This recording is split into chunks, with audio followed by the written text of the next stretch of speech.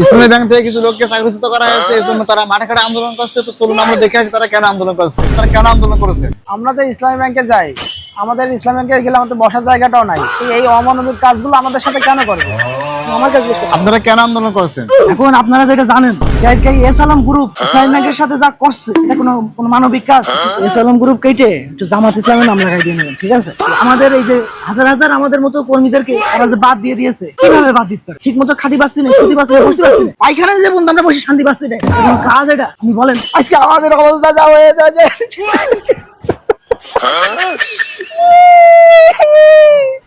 আমাদের অবস্থা যেটা এটা দেখতে পাচ্ছেন তো, আপনি বুঝতে তো পারছেন এর মধ্যে। না না ভাই, এটা আসলে একটা অমানবিক কাজ। আচ্ছা ভাই, আপনি ইসলামী ব্যাংকে কোন পদে কাজ করতেন? ইসলামী ব্যাংকের আমি কাজ করতাম হচ্ছে আপনার মাটি খনন যে হচ্ছে ডিপার্টমেন্ট, এই ডিপার্টমেন্টে আমি কাজ করতাম। মাটি খনন করার ডিপার্টমেন্ট আবার আছে নাকি ইসলামী ব্যাংকে? তার না, এটা কি কোনো কথা? মাটি খনন না করলে ব্যাংক?